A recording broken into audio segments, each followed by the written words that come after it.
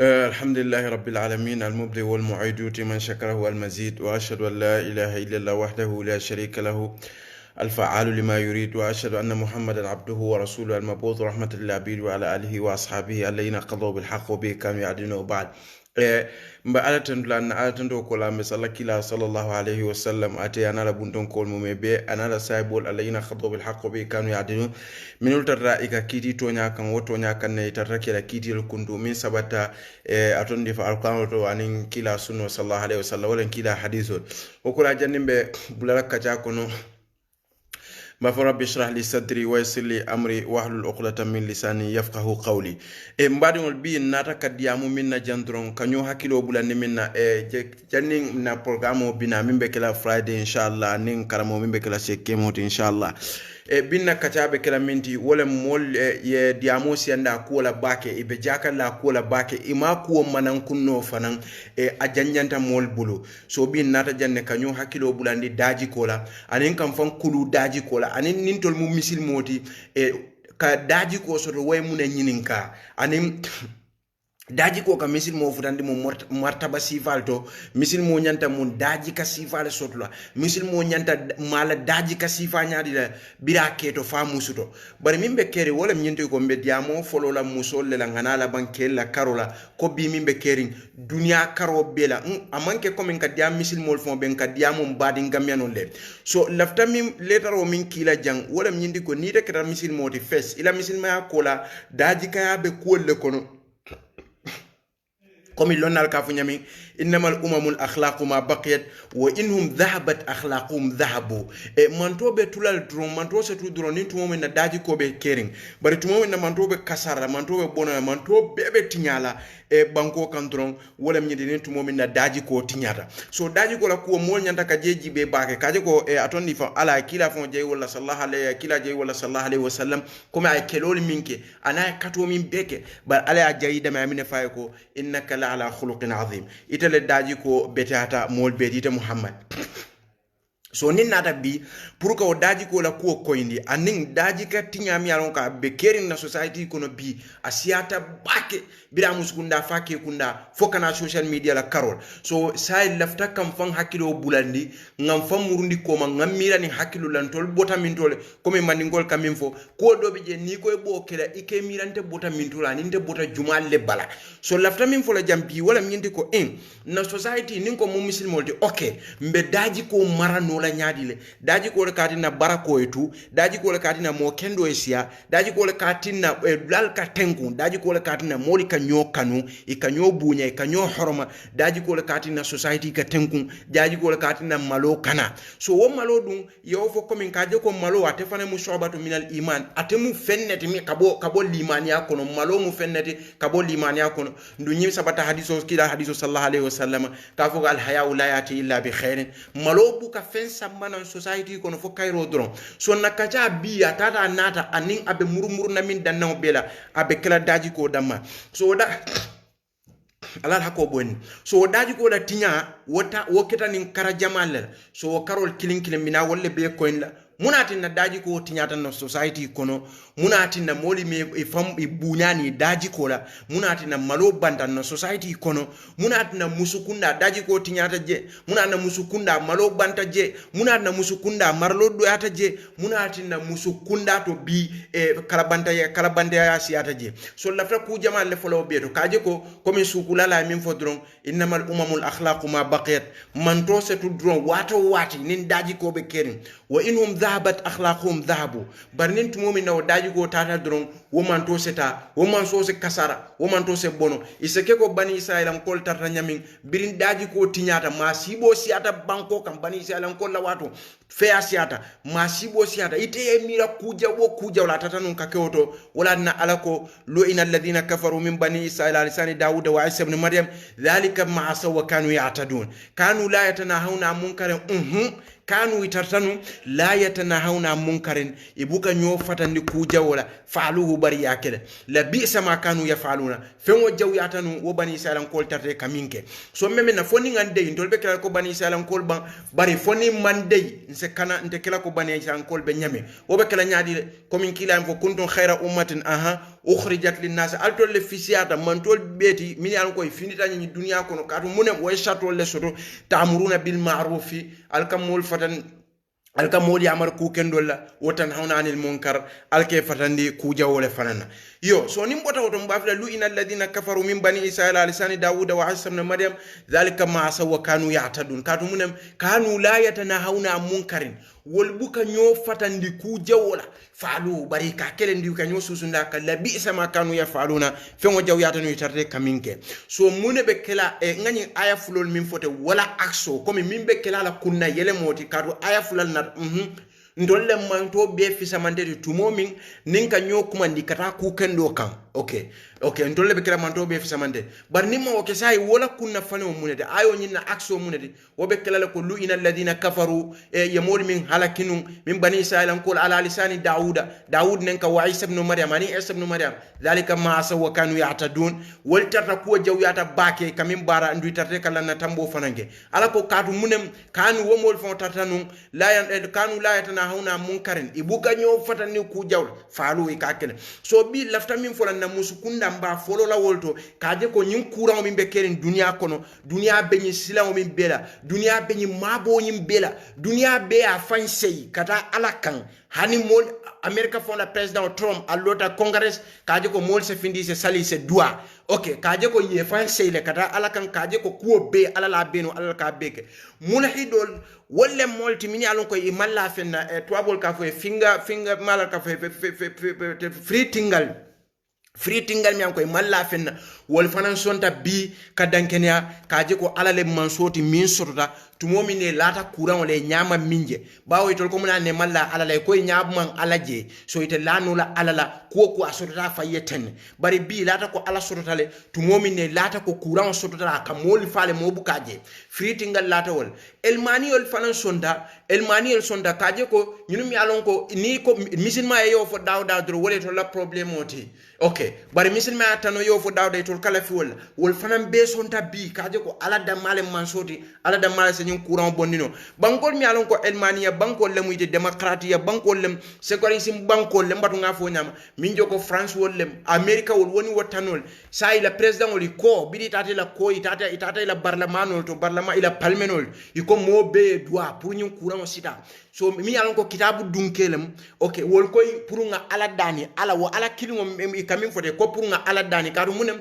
ila popol te courant nyim bondino courant nyi ni tata popol ya chocho to courant nyi titano so popo fon ko ya ala dani po ya ala dan so mol mi an koy manson ala le malla ala la kafo le muyti wol sonta o kola okay mol mi an ko munhido le muyti free tingal le muyti wol fana sonta bi ka foko ala sotota binin tumina ala nyimma sibo la e kan okay munna ala ma sibo le kanya da e ibtila e jarabi ka ko bonni for example nyin courant o misalo kati man courant o minje e mala abota dami bari dankenya to ko abe sotorenne bari munemu e koy man dankenya ko ala sotota bari e dankenya to ko sayin courant o nyin sotota yaje so sayin mimbe je don hani sayi to fana ko nga ala dani pour courant o ita e malla ko ala sotota ka ala jumale dani na misilma society ngana na misilma society la dunia misilma society bebe damin tu jamengol be soronta jumol buka sali mol buka ta jamengol to pour mol ye sali la bunkono ya ala batu la bunkono foirol fankamalle foirol makoy kullo kono ikata ke ni be domoro dilela walla mbur kunto se badi dala don ina silfita ibe mburo ke ka bulo kono tiriena tala fedo ya fa facebook so wo sifal nkawol beje dunia kono dunia be tay momento science ten kawole foten nyin kaw ko bebe kere musulman society kono anin christian society kono anin free tinga society kono anin secularism society kono wo mol be kamenda dunia nyin courant e ko trom lota congress sai kombe min kala nga ala dani pour courant nyeta trom ko americanol be sali americano a be sali bi pour courant weta kadu ngaje CNN ni BBC wol ni news wol to momin fata je bi atondi fon nyun courant wa nani sayentema 20 something thousand ko le bayn so aje ko sayen fereman soto mune be kala feroti trom ko ye ala dani okay momi an ko imalla ala la free tingalle muyti wol fane flawol samba silo kay ko ka ala dani okay sa ente wol nyin kala alka ala jumale dani kadu ko malla courant nyin so wobe be kerin dunya kono Gambia society bo nyama mon tolla Gambia le mon tolla banko tolla modi e courant nyin me dewba ke for example kana wala faleten bawo nyin ko be kerin dunya kono ndol ngaje musol ka finti social media wol ko imu Gambia no leti e kate to mo Aissatou leti Mariama lem Fatou lemu e atondi fango Zainab lem itol fo nyim to Khadija lem nyim to kallanke bal Fatima wollem kallo mi yanko ibawol ifawol ye wulu misilma ala kono ye topato misilma ala kono ye wulu misilma ala kono ye topato misilma ala kono ye kulu misilma ala kono ye misilma to leddila ito wol mu Fatumata wolleti Mariama wollem Aisha wollem Zainab wollem mbadi wole bi wolle kallo social media ni Europe jang ani Europe tanola ikab manto benen nin koy ka manto benen munem ikalo ike wululal ne mbadi wol wululala hako warta e awlu dingo kam bake ngo kila sallallahu alaihi wasallam ako alay mo dankale mi awlula fulo danka bila yo fo kila saybol kay ko kayfa yala anu rajul walidayhi kebe awlula fulo dankomi abol dankano la nya abol nenno la nya dire for example tumomina atondi yalon ki afwan hadiso min de kila ko alay mo dankale mi ya wulula fulo neng so comme mi ya wulula fulo danka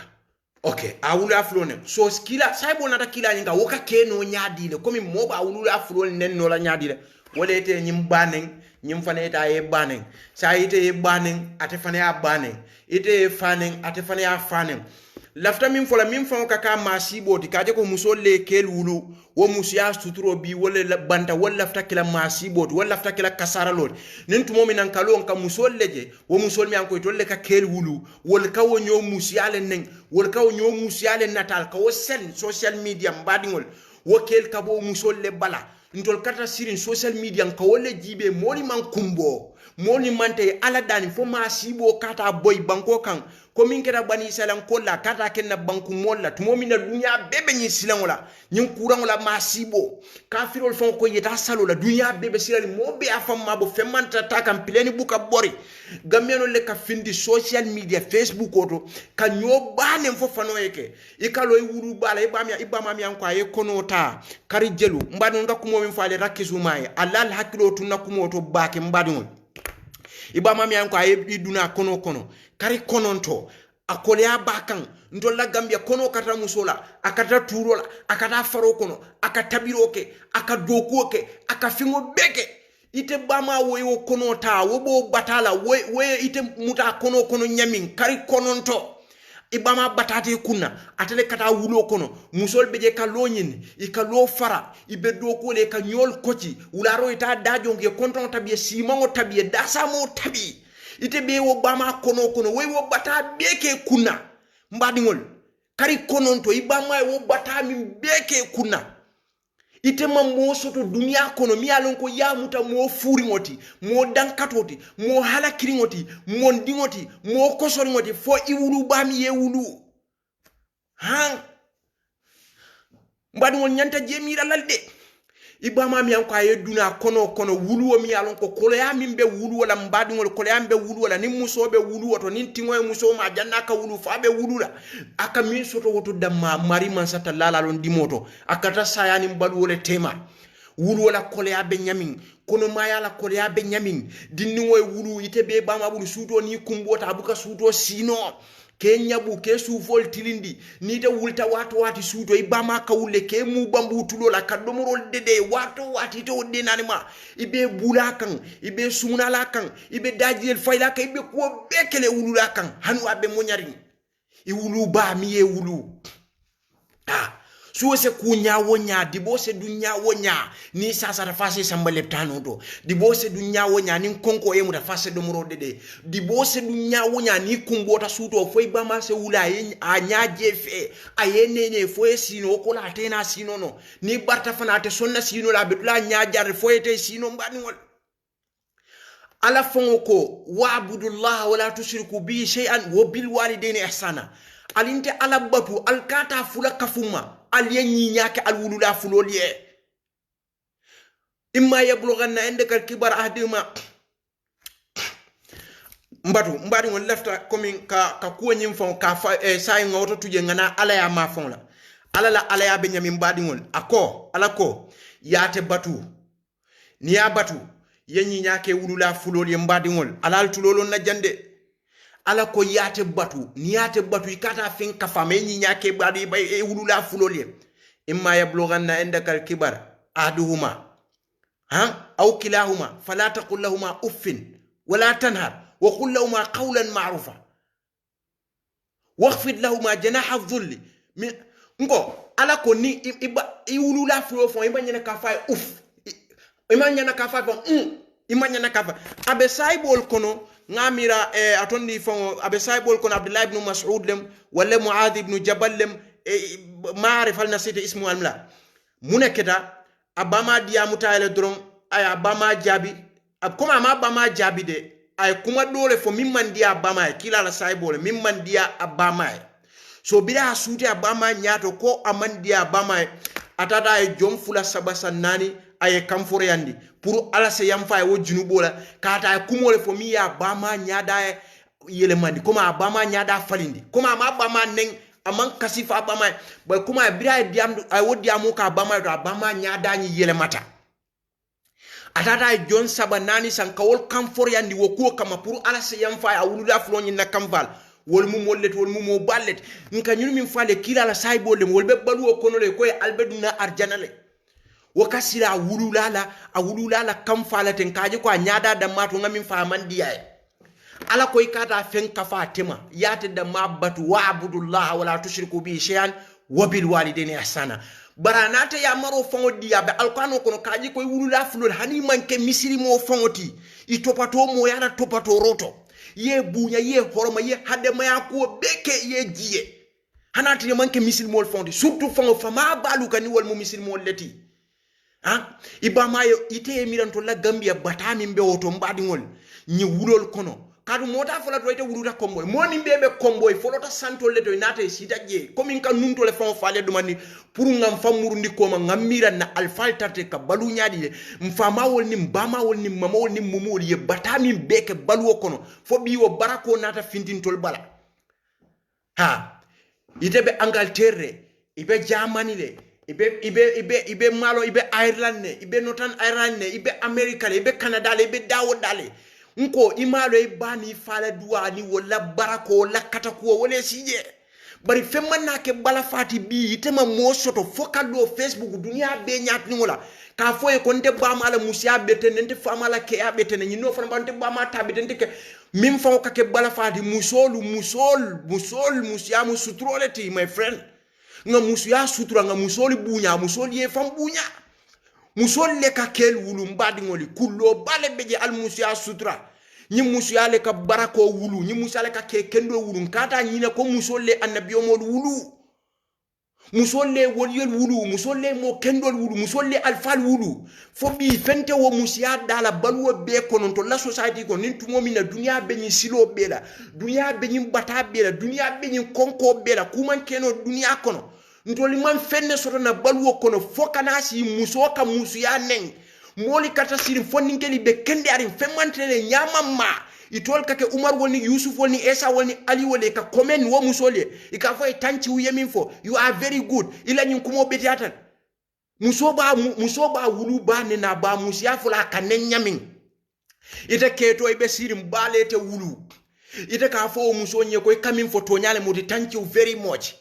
wala o musia nengo wala kete kontan ite ka komen wala ina be kanda junubo to ibulata kila la dankamol kono kila minu fo sallallahu alaihi wasallam musobe Facebook or musoli kana Facebook or 2 o'clock 3 o'clock kata nyo banen kam fo 4 o'clock mol katre nyale te sonna kan nafilo ke wa time ka wuli ka lofula fandi alala wala ka wuli yedwa iwulula min fata manta baluring yedwa iwulula muso min fata manta baluring ye kuke ye kitabo le sika ya karan ye busy kudo le la dimba la kula bari hani ibe taraw muso le jibe kay be taranyo banen wala min jaw yato rite feneta comment kay fe ite foneta comment kay fe ibe jayle be tenduka wakola lafta letaro min kila mbadi musoliye ndolle be wuluda Gambia aketa si wasilati sarakulolem fulolem jolalem nko siku ntol la na tarif ni misil mayana ta mantra sikula ni momo bo kala wo mu la problème wolti je ntoli momo ka fo dron ala ko kila ko kunin kitabo ni sunno tata wole mum bakirin fakirin nyoti ni wole denta ko bela ni wole la akida mu kilinti ni wole be ku killing man belief ka fo surwaya man nin ka ya fula ya jola ya ni minul ka wo use politique to ya keje ala ko on ka wole falle jang ale min fo kila min fo sallallahu alaihi wasallam mbadi wol tolle wulula gambia ntolle la wulula batatan kunna mbari musola ali sabar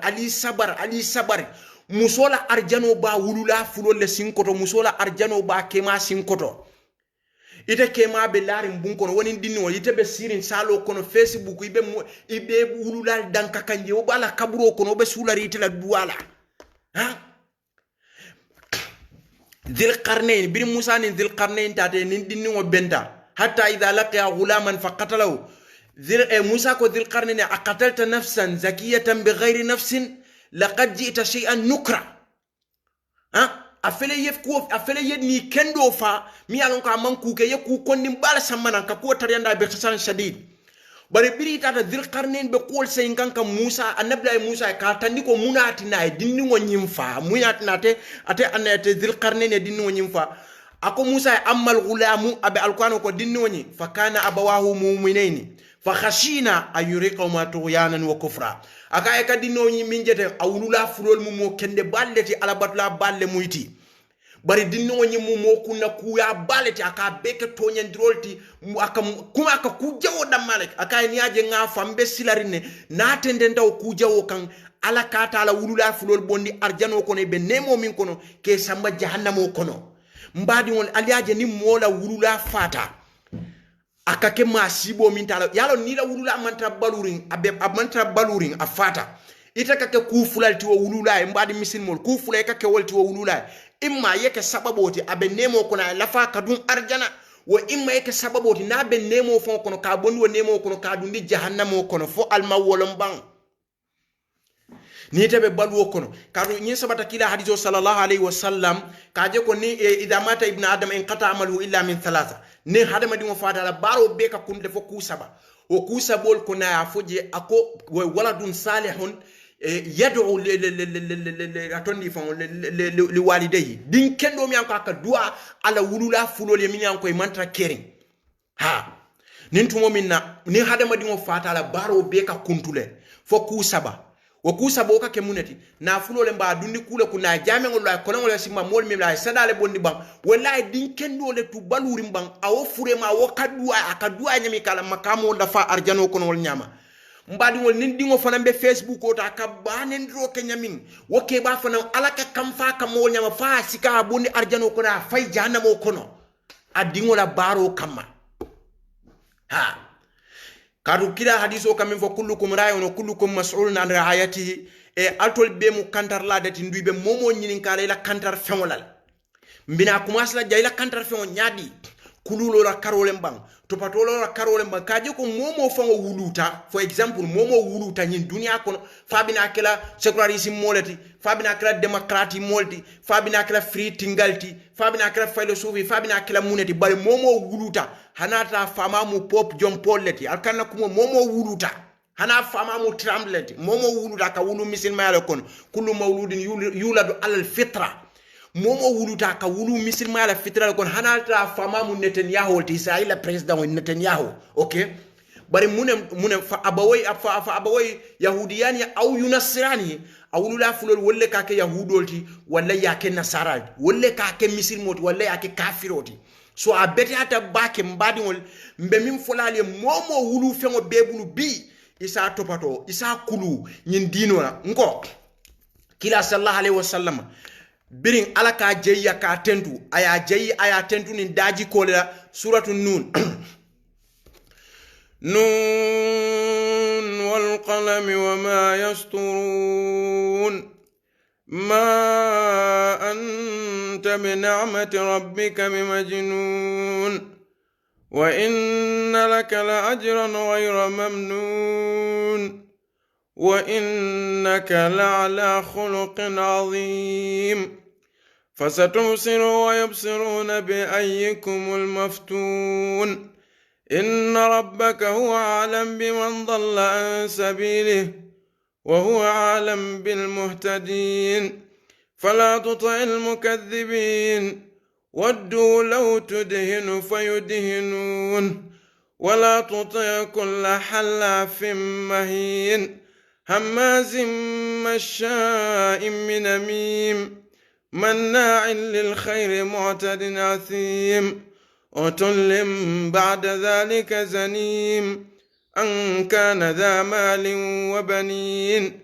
إذا تتلى عليه آياتنا قال أساطير الأولين سنسمه على الخرطوم إنا بلوناهم كما بلونا أصحاب الجنة إذا أقسموا لا يصرمنها مصبحين ولا يستثنون فطاف عليها طائف من ربك وهم نائمون go ala filaka kila jaymina jan sallallahu alaihi wasallam wolem kila sallallahu alaihi wasallam daji koti mbadi ngol nin tumo minna musuya kullo wa nyarta banta musuya man barako soto musuya lafta kasara la masibo man to kono mol nyanta silala mo kendol nyanta silale duala fade musoli mi yalon koy tolle ka keli wulu nimbi wolle ka loy ka foko ninke wol ka ke bunkono tenne nke ka kenye tenne nyim bama be tenne nde bama be tenne nyin ngay bole bente bulu na diam tam ba ngay bo fi nyin ngay bole bente bu mbadi wol masibo ketal de nse sila bake بالله وليت الله ظهر الفساد ألكو أتو ظهر الفساد في البر والبحر بما كسبت أيدي الناس ليذيقهم بعد الذي عملوا لعلهم يرجعون ألكو ما سيبو فينديتا بامباتو تنتين ونمباكونو هذا ما دينو ليه من باري بولولا بارمبي ينكن كتلا كولا يفعل يمين بارات مندو باتو يسموري يفعل كوكا بالله والله بيني كونكو سنتان نما نف أتون دي فان كونكو فينديتا بانكوكا konko jawo lata mago kan wala kuran jawo findita nan je kuwo ku findita na society kono bi mo kata fo man sa kundalem de ase keno nyi musol mi anko ka findite kela alfal nanyi ka musiya wanyar inyinata musiya bunya bela nawol ni babo le bata min ke nyinata bela mbari muso ibama mi alon ka yiduma kono kari kononto ite fo mu musol ti alon ne ko yambola mbari muso ma fo tuwabu dun ka fo ile Gambia tumo min na nawol beje ika wokono katarele ka turole ke turo ika lolle fare ka simo tabi ka kontongo tabi ka tabini lolle la sisie gas man tarebulu kuram man tarebulu ibita farol kono jibondiro le benay be nyoli jurale be kosila ibo tentena ite ba kono wewo bata beke tu ite ma wojono fenna fok bi kanasi social media ka fo moli musole nte ba ma tabe tenne ike ba ma muti kanne mol nya be dunya be siri baji be kam ha bi moli fo ka musol fudu ka dingol wulu buka barako sotono je ite wanni muso nen nyenyi nola muso nen wonata dingol wodi ni wolle ka loso ma dani wulta jani ka fini so way ke ba ma wol bane yel bunda ma pam yete la ajola yewole ke yewole doku munatne dingote banena barako beka yalo la fakuma kidine folale mbadi won alka barako na banda society kono miye wuloni mbafata ni sajel barako lemu nyaka wulol je ka nyo bayndi ka sele nyo kam foy ka kuting wulo katra nyo wulo musuku kan silo ka moli be nyaka tara ka baynde force ka faka kuti wulo ni wulo ka wulu aka dim wanne wulu wodi mo be ka fale fo din kilim barakateje nkana muru nka siajel je wala balin keje ka dimfula wulu wa dimfula wol kana kore mume wulu kore mume wulu wala dimfula kata faye ke koreti han ika wulo ja ka dinke me wulu abe ka fa barako le ateje mbari musole musia maboy musia tu kuloto mbari musole wululali bunya yela alfali bunya ye maloso do malobu ka fensa mbana society kono fo Cairo nko ala fongo kila sallallahu alaihi wasallam ajayi adaji kolela sukulala imfa ko wallahi innamal umamul akhlaqu ma baqiya nyimman tote tula dorom fatara daji kole wa inum dhahabat akhlaqum dhahabu ni daji ko tinyata dorom femman tuja bebe kasara la bebita bani salam koltarte ka balutenne ika kujawo ite alo ka be kanu la yatana hauna munkarin faluhu la bisa ma kanu yafalun ite mbari muso Obama batami bikam hani tebe tuabu duja luol wi bafla mol ye bane ila Obama mi ka fo mol ya neng abe Gambia abe bori na dulal to abe sadal bondile abe duale suuto ndingo betenali ndingo so duwa mol bente dawde duwata je bama se kumbwali ndingo so duwala sa ite fondinke ni mbotam bare muso rete Obama be ubata bela moli kalo ika Obama wonne ite ka comment so sa fe ka fay thank you I like this topic ila topic is good ika o musia minne so mete bita muso le futula o musia wolle be dingol wululel te sa ni o musia be kasarata dum ba dingolu han ni o musia be kasarata be larin silo ka moli nya bala te mol nya bala han ni wo musia be kasarata munatina hani bandiyel ndongo mi anko kata silo kan ndongo ke ka sungudnol kesi ke muta ini ka feya ini ka kol ke be tourner be ko be kele nim futu wato sida do ka fo lafta e badol bo entra famuso la mi hijab mana abuka findi bake bo entra lafta wala alkano karangino kati kalon ko nyindongo wote kala maninga sambana na suwo kono abe funtola sambala nyena muna na lafta e badol وعباد الرحمن الذين يمشون على الأرض هون وإذا خاطبهم الجاهلون قالوا سلاما ها على فلولا nko munatina malla fi kanyim musudo futu itami alon ko nyim fonninke nyim boyo wala nyin dongo aka komeni la fengo tebe ibe keyanena ibe musu yanena ibe nyino bamanena obe bamanena komite be fam banen ko faram ba banen kan ibe musu ya du ya kan nte musu ya le ketete musu fon ka si Facebook ota ka fon nte musu ya le ketete dunia nya beba akake Gambia no lati dunia be Gambia no si wosi ya ketati man ngo fulo jola fe bari Gambia no ikana ta to mu Fatuma talti Aisha Zainab Khadija nyin to bali kate fama won mo kende balleti ikate bama won mo kende balleti ikate kotowol mumo kende balleti bari wol be alabat wala sudati wol dol kam malule wol bu kala kafindi han ite kanalo biite Obama be ubatala suwo kono ikafo moliyo ko alim ba mala nyimfo nde bama tamendela musia beten alinde tajibe musol ka wuri fe ka fo ko alinde kenya mendela fenko jibe nde tabete nentema Allahu akbar itema wori nte ketete mbari ngol musia musutro le talanga musia sutra mbe example o talale nko sunguri nol mi anko hani boyol ke mute ke kes ini kata barol to ka kol ke ka fengo be ke I love you pop message ol be kila you are my baby itelem na hati itelem na komi ngalon ko be mu wuliyal hada kalam fare kalam ihsasi kalam fare batil la asla lahu okay ni message furu ngol I love you ni meje mbuka sino wena papa okay wo message oni wo kudima be ka fo baraji be ni kumasta futu ni kana dum futu kono ndol mol kan kollen so kulol fali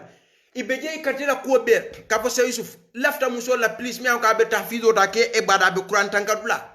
ndu wo mol ton ngelo dongol le mu ka kela ko ni ke muna ne lo sungutol mi ke fo kala lo Facebook be nyo banena muna ne manta ikara o futu muna na lafta muso la mimbe alquran tankadula muna na lafta wala alwo fonye ba muna atina lafta sungutin wala mi ka be kuran tafidula muna atina lafta muna na lafta wala mbadi alwo fonye ba mi anko lafta musola alquran tankadula alwo fonye mbari musol beto mbari musol lafta min fulale mbal danna ale kila sallallahu alaihi wasallam ngamira mbota damin aninga na wululale bunya nye horoma ngana society nga bunya nga horoma okay nkata soma na wulu fengo lieke ko wulu fengo barako kada traje dino ka wuri soma ndaka baba ne akanna ne akafengol be lipa soko na akafinda kata ye fa mota sallela ye fa moto duale ye fa ye dingol tu dunia kono ibe nyoba ne wala ala be muta be siga be fa la jahannamo kono mbadi ngo ye fa ibe manta dunia kono ala ye muta ye siga ye fa jahannamo kono dingol la kola kila sallallahu alaihi wasallam ala ye ajayi min alquran kono wala mu daji koti mbari musol kane kallo muso fango mune fango kete bula politique kuto foy kanalo social media ma fo mo kada dum politique kuto dunia kono mo jeli bije politique ke dunia kono mo jeli bije be la politique be tamaka wol fango dol bije manta particulier bari friends le fango muti mu friend leti nga molje jene mi ko be politique ko le politique be al exemple ota like Justin Trudeau wala Canada wol mu politicien on leti ni mol ka kacha fay ni mol ka ko ke le freno de mi yanko di manta ku killing sontol badi won tol gameno fonto la banko kan ko min boto man sakundala karola moto o solfuno la fom badi musol mi an koy be sirin tuba du je ka nyo banen wolle ben na ko solf la gambia bambadi ngolu abala fa warta mbari musol wolle nyanta na ko solf la gambia bang wolle nyim banen diro wolle be nyim masibo wula gambia kambang nko item yalon ko ila musole mu nyim musoti item yalon ko muso ike male nyinketi ali si ngam fam bunya ngam musia horoma musia mu kullole ti musia mu bunya ni horomole ti musolle annabi omol ni mo kendol wulu wo musia min kata kulloto ni wona ta findita lata mole banta nga example o tale sunguto la mianko anin kambanol kata wala sunguto kenso mianko boy feno katebu tolle kela kol beke nga example onko muna na nim futu wato side buka sonka futu ibuka la fala ali wo fonye ba muna tinna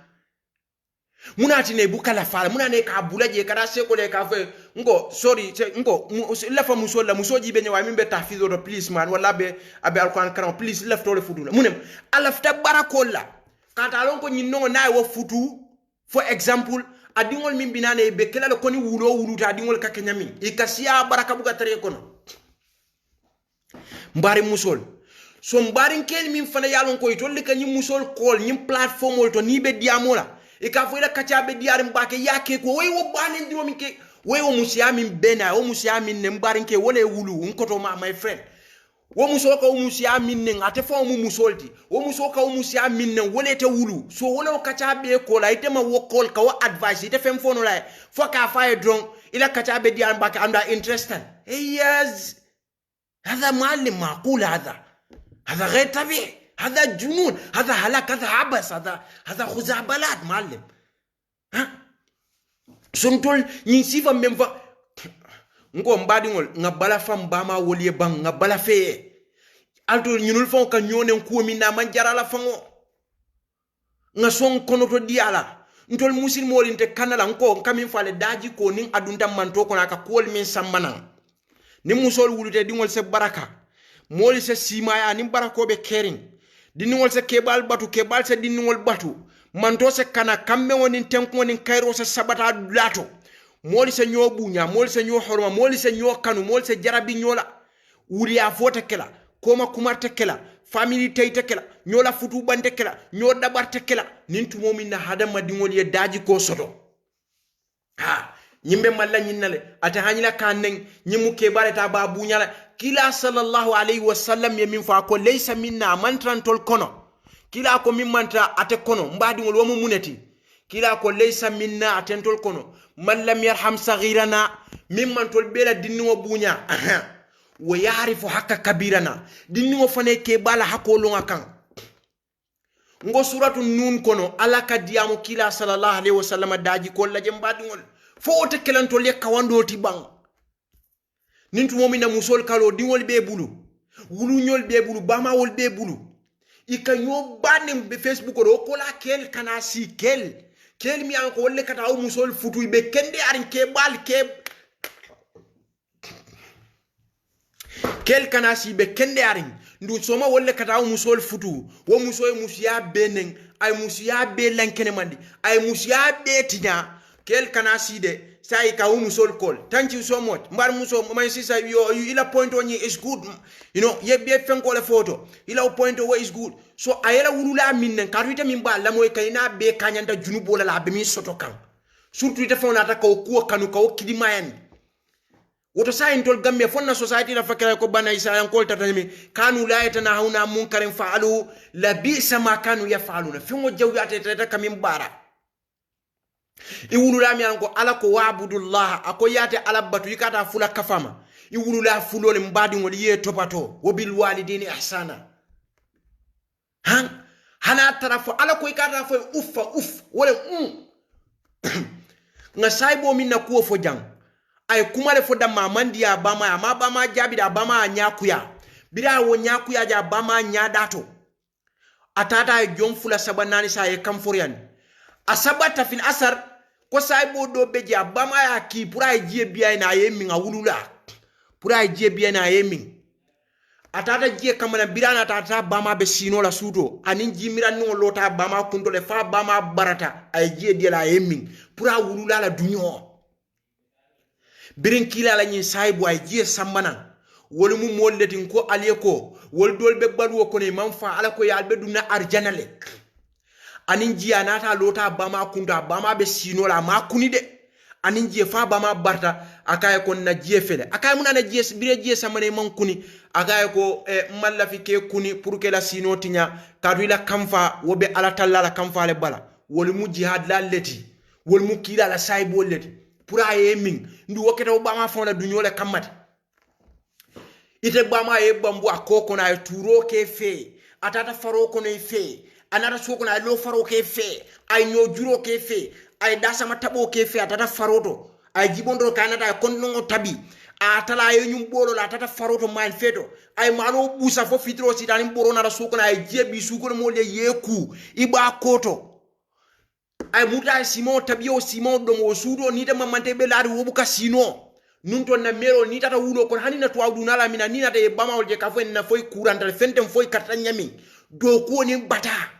bite man fen soto wole o duani o barako be kete e dual be ke foyte nata Canada Germany I don't know Angleterre Belgium so ite man fen soto le balu be kono fo kasi ka fo musole ko nko nde bama ta bete na feleten ite bama ta be nyadi le ha Muhammad nso jira ba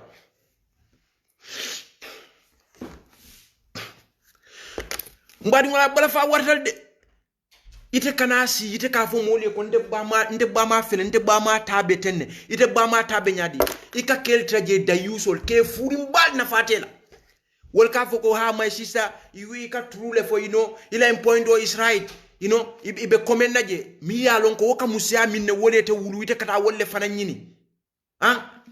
wo musia ite bama ni ika fofon ni musia fon bunya ni bama bunya wallahi hani misil mo ita banene i wulu ba ni abunya ye musia bunya ngama ni kon le falete ne comme ye musia bunya ye musia ngai bo bunya ite wandi ba fon ne na sako kamone nkatu bale ite wulu wala na kila ko alay mo dankale mi a wulu la fulo danka ale wo mari dankale wala na saybol kay obe keno la nyaadi mo ka wulula fulol dankanya ko fay ma ya kanyina wulula fulol ne nyim fane ala wulula fulol ne so kila nata foy ko nate ne ndiro ka fongol la wulula ne nyinno min fanan ka ajabi wo fanan ka fongol la wulula ne ala ko boy ngam min nim bulu ba lam bulu ba yalon soufel bejele fay la sofol dem ka foko ha alla yusuf fon akataw diamo be na kemi akemi na mara ngam min nim bulu ba la facebook la ka kete ngam min nim bulu ba la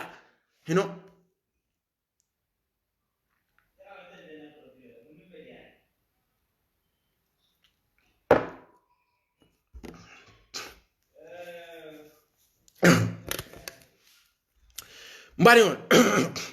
so nga je mira bake mbari musol momo ya lonko ite bari musole bebulu ifama manta balurin nduwo bari muso nyin bita la maro baka ite la kango bakan abe tuwabu du janne abe tuwabu du tanole to ibari muso koliya fo aya alla wulula sutura nin amanta balurin aseke ateseke sababoti pour yera wulula du ni dimba kono nko anna dhil qarni birani annabla musa bitakan akaya ko ammal gulamu dinni wonyim fakana abawahu mu'minin fa khashina ayurqama tughyanan wa kufra mbesilarim pulate kata ka wodinnim fulo la kunna ko kuya sababoti kila musol yamar minna wala munti ke balol sutra ke mura birin kila tata israul miraj wolam kila sallallahu alaihi wasallam ala sande solo bila tata natanan afutata madina ay kumandiroke madina musol yela sanol ni la luluwol be bonni ka beke sadati akoy birim futata jahannama nga fem babbe taral tolle musol le siata je mbadi ngol kila ko bira futata jahannama kono jahannama fem babbe mu musoleti tubabol fongo jang european non ka fale biri kambende kombe musulman society tinyala nyaadile nga fale biri o mitino ke bokhares yahudu musunni way min fo yali alo ne ban akoyle kombe musol juke zen tamala ni dole mi won bolle fayle musulman la society kono be kasaralal ni nga o kadrom banto besatinya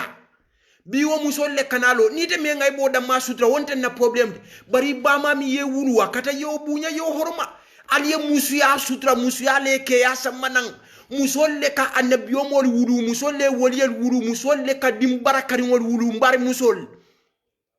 ni musol kana lo ka fo nyoy tay juwo be mbule ni no juwo be nyimbule mo juwo ka tarete bulu ibe kende ari nyama ma ika hada madingo ngai bo mute ko ma boy bulo kono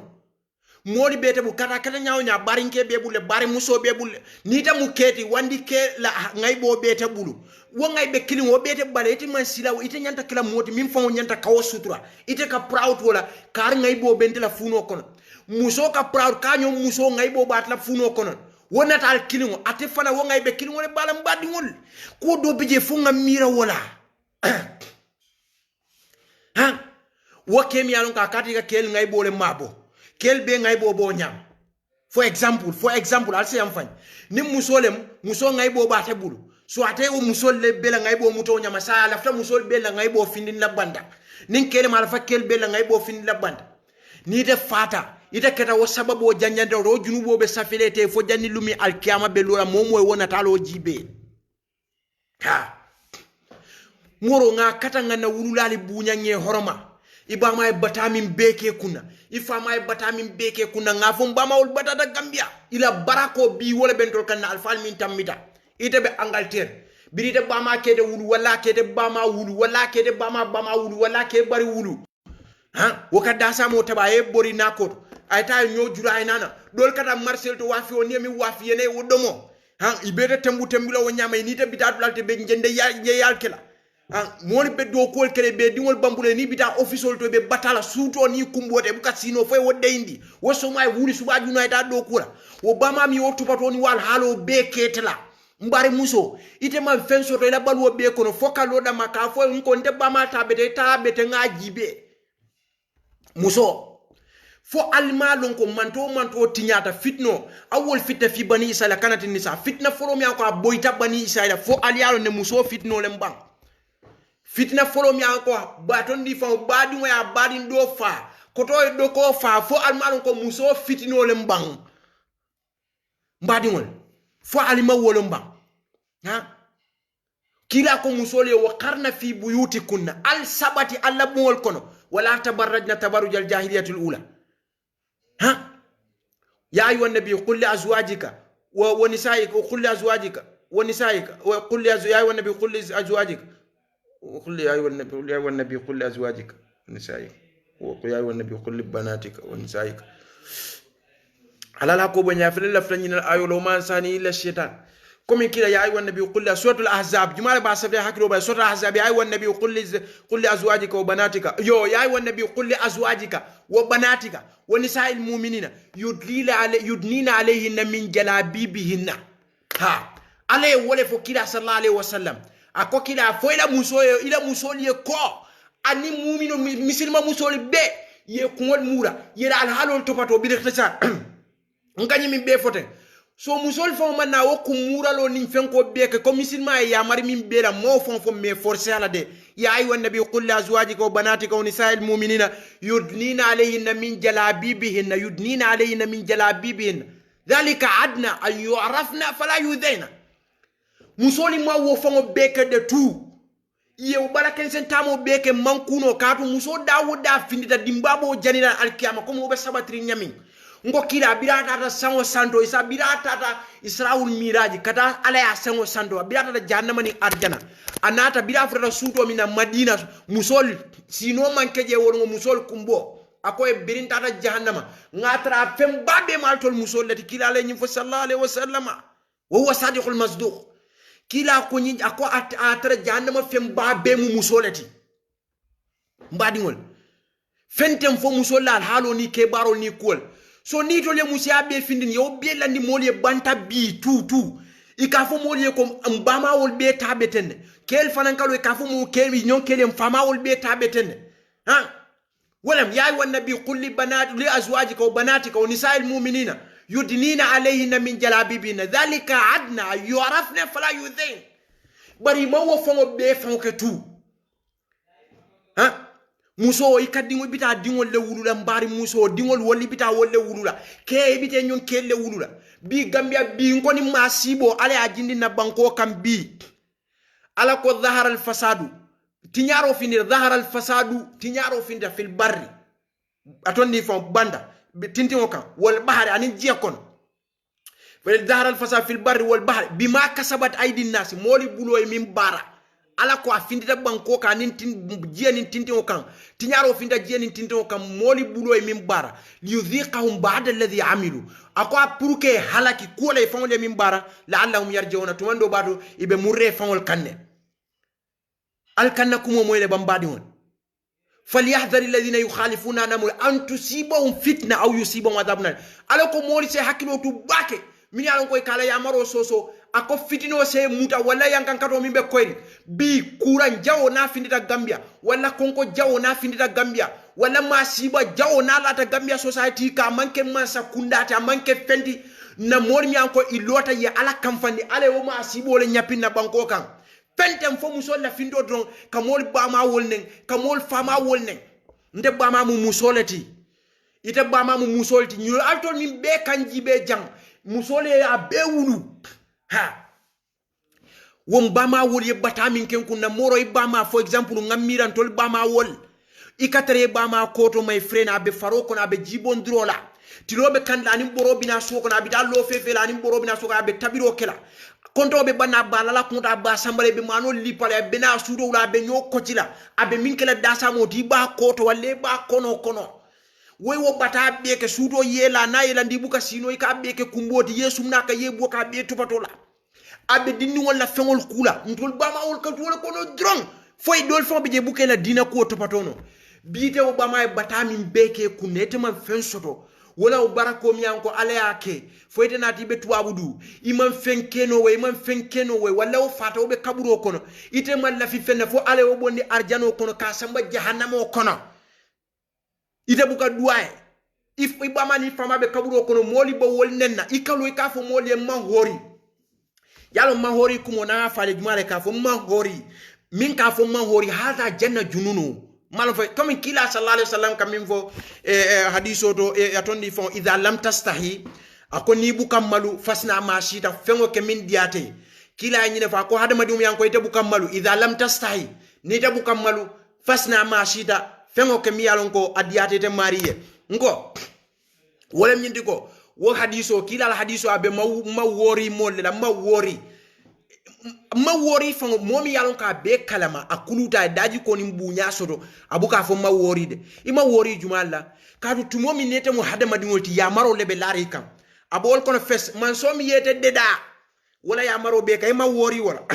kila mi anko akine kan wala ya maro be kay mawori wala ibama mi ye wulu wala ya maro be kay mawori wala ifama mi ye wulu wala ya maro be kay mawori wala iwulu ñol mi anko ye kanu ke yamar ima wori wol bela sa ita wori ta juma wala na nyama to le ka fo ma wori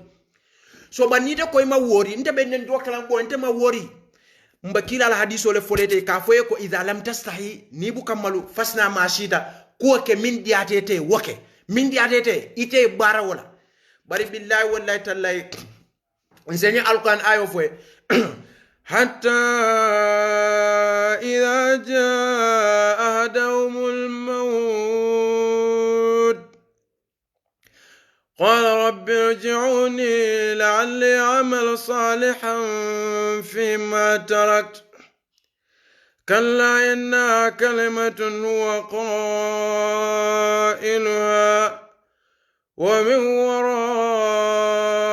برزخ إلى يوم يبعثون فإذا نفخ في الصور فلا أنساب بينهم يومئذ ولا يتساءلون فمن ثقلت موازينه فأولئك هم المفلحون ومن خفت موازينه فأولئك الذين خسروا أنفسهم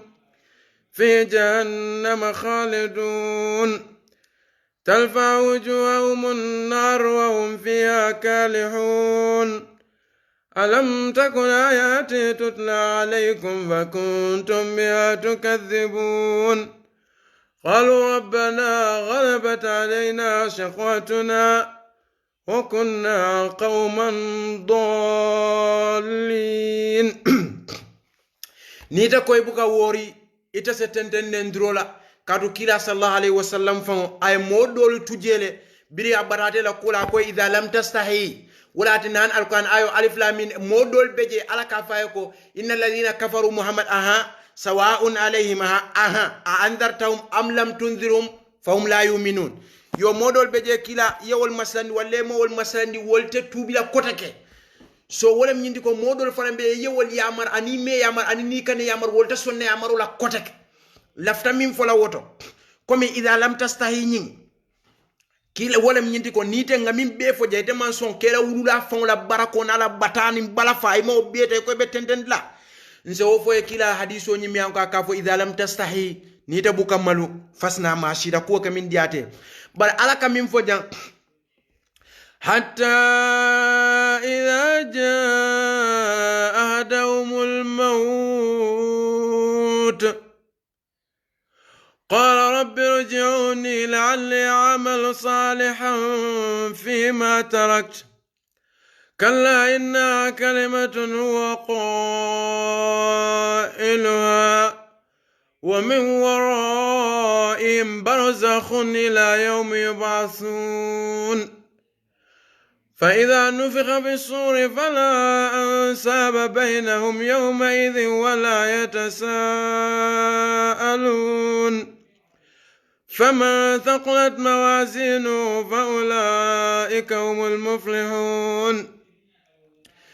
ومن خفت موازينه فأولئك الذين خسروا أنفسهم في جهنم خالدون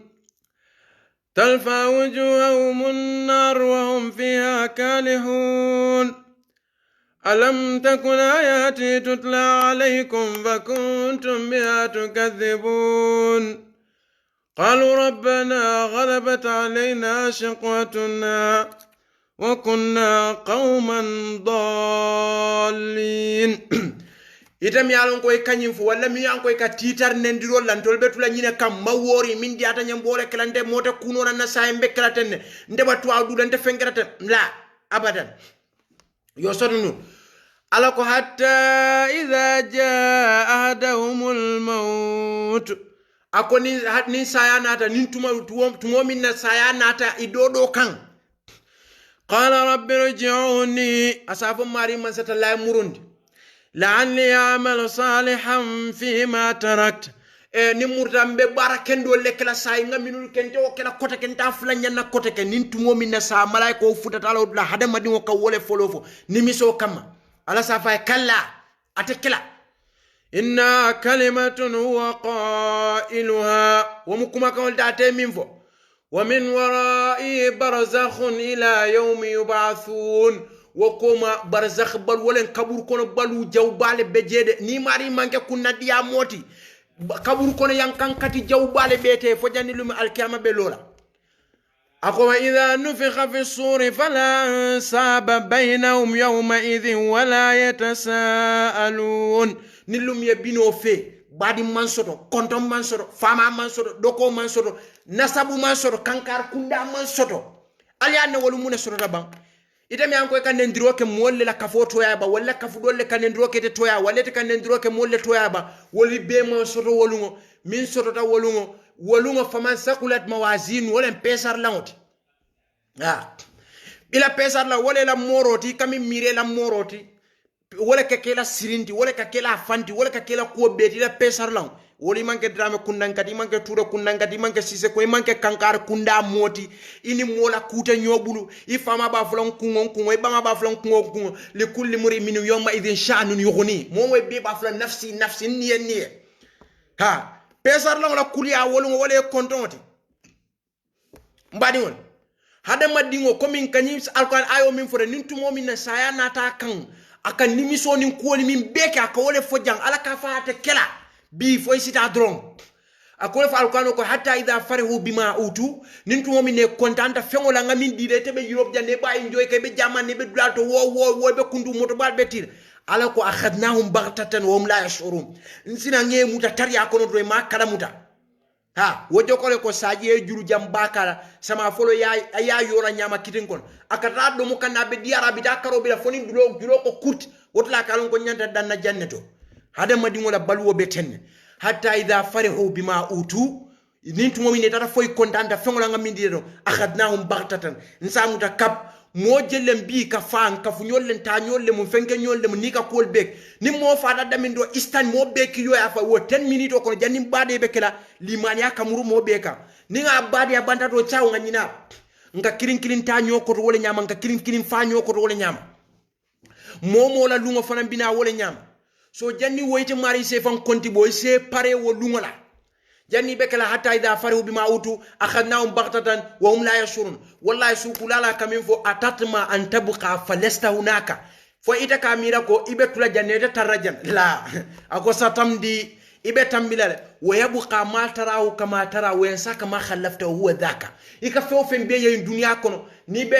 america le bamalon ibe ciga ko le be atlanta ika o fengol min be jonya be bo be jero nya wo be tula wala nya be fala ya filije modo fana mi ojo fana be fale katu sungulala e wolfa ko in atatma fo ita kanimira an tabuka pour ya tujan walesta hunaka ikata tarajan la ako satamdi ibe tambilale wa yabqa ma tara kama tara fengo e tuje itata nun kaminje kam koma be nyami wa yansaka ma khallafta huwa dhaka yaminul fon tuje wala folo kanyine ni mol bora bade la kondo ni fengo ke kame boy ata jonki tap mo le nyina na meta fo ni la ko fo mo buka duwe mol ka jelalal boy billahi last time na be ja fatale man billahi bugalon say ba mol nyata banta mo fo buka duwe sa yitela kaburo ko ne mune kewoto kaburo dibi folo suto dibi folo kaburo ko mbadi ngol hada madi ngoni ya bulandije hana teltata kabalu Las Vegas America patini ko be ni a bulandi woto dron ya akanyina ko me andene nyaay kayro ja nyala la baluwo kono dunya kono mbadi ngol se mira nyin dulala de ite man na fen soto ku la dunya baluwo be kono fokal lole kela wurulali neng kila ka fumi sallallahu alaihi wasallam ka je ko ite la arjano bo wol singole koto ite la arjano bi la wulula fulo le sinko ite man fen soto foy kana kela wulula fulo la ngay bole tani molla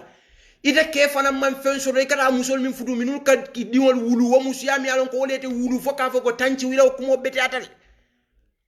mbadi woni mu masi bole altul yama kole yani batani konko ni mbadi ya bon ni hasidi ani ni nyoko ni nyokele jaw abe banno la na society kono nyaadi de mbadi won ngamul kitabo ni sunno kan nganna dinniwol kuluni daji kola na manke kuwo kube tuna banko kan kole alem fewo fennem billah be manke hani manza kunda itarale Singapore mol min tataje wolle be nyapina nyoka yo hogo Chavez wolle wulindina kaburol kono malo be juma le fo ye Mahathir Mohamad wo tarol le kamana Malaysia ye samana Gambia ita jede danon kadu ala fangola kamfale be taraje kam badi ngol musoli mi alon koy kila ko bidata ta jahannama jama betra be mu musoli bida wo kumo fo Madina wolun sudo Madina ko li mela musoli yela sanol ni lulwol bonika beke sadat fentem fo kila e to le jamaata koy mu jahannama dingol letim ba dingol bindo la society kono musoli mi an koy yetu bungol kono ye fon sutra ye fon mabo musola bunya be nyame bi wo musoli man fensoro ko hani nyin ken mi an koy ka falle tanchi my sister yeah ila comment is good yeah I see that point is good nge like le feng ni ala faka muso nyini aka se ko le ko Gambia kan to le ko sometime ka fonye bo se ziman tahfido lo Gambia sungu no be dama ke ebadman la fa ndoge la mi alquran karangino yeah ide mi alon ka ni be Facebook al be nyo safela wala ni bita wala malati wala albala ko kala ni da malla filat munem kata ka fa ye lonne kamin fo arabol kan fa anil mar'i la tasal wasal an qarini fa kullu qarinin bil qarini yuqtada you know abela fila munele bala kote kadu atifona lo fo be ala fta barakole la analo fo be ala fta barakole la so wala tina fayta muso nyimi an ko ata so nim bari musol kanalo bi musol ye bata min beke dunya kono wulula le nyim batal min beke nyin duwa min beke mola nyim barako bem yanko bi sungudi no dol ya soto ibe janjandi Europe la yin karo bela tu ibama wala batalem wala ka turol ke wala ka batal nin kol ke fo bi ite nata je koy ma wori ite ma wori ndema fayde malo janite ka wori bali amol ni rafta mo wori balol jela ta America luoli nya belebe fala mol be keri wol ma wori lon wolle bi be fata so ni te mu mislimo din kadiya mu mislimo le ni te mu mislimo ti itela mol mu mislimo le ti la alfal mu mislimo le ti ite wuluda mislimo ale kono daji ko namanta kerim barako buka soto barako ta soto no la nin tumo na daji ko manta kerim muna neni nyimi fonka fena ka kolbe ke nakana musoni na ka folla fadi alal hako bonye nkam min mbulu balla sufiel alkata fon kam min mbulu yalo mbuka pare ka ko be ko inde alal fon damma kanyanta sede andiro ba comme ni yajen kanyim fo modol beje wol kam so kinye ka fo abarin ko sufiel ko ba woyte programme o fon be la moy ite man laaje yusufiel min be fo ite man laaje fot akemi nabul amaral wote ta courant le man kende nkam min mbulu balla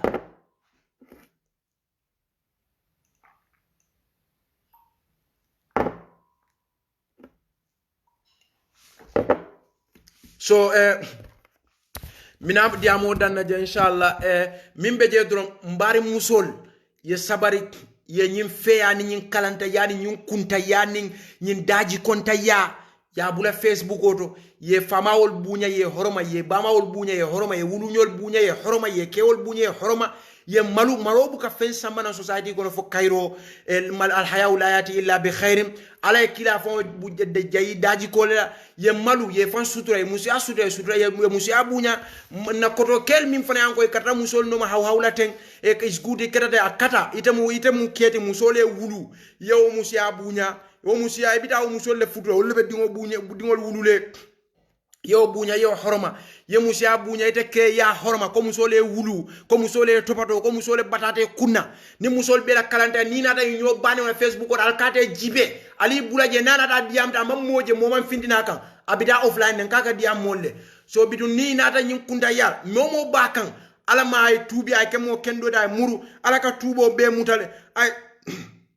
ayam fo dan ay ta ala video delete muso ye sila bunkono ila arjano be kema bule sinko tan ye wulal flol singo koto ye bunya so de horomo so de ye famaji ye kangoji ye moli bunya ye horoma ye dinol kulu ye topato ye dake la hajor fo ala se barako kela kodo muso ye nyim fe abula social media ka nyonen ka musianen ka society tinya nene mamo en ndire duni banku de da foka banko tinya ka o banko kongondi ko kulata o banko kan toroto ma sibo to manke man sala ke man sat kuno ala fon la le kan fentem fo ma sibo yemin ke la banko kan wulula nengol lem alfa nengol lem society tinyalem daji ka tinyalem wasifa almalem be tanga kel min fana yalon ko ke dayuso le muyti mba fole ye sira alanya ye musia bunye musia horma ke abunye ke ya horma ye badi ngol diamundi ye nyi fe albula nga sila alala nin ala temo nga misilma nin ko mu misilmo leti tonya ma ya ay walladina amanu taqullaha haqqa tuqatihi wala tamutunna illa wa antum muslimun wa atasimu bihablillahi jami'an wala tafarraqu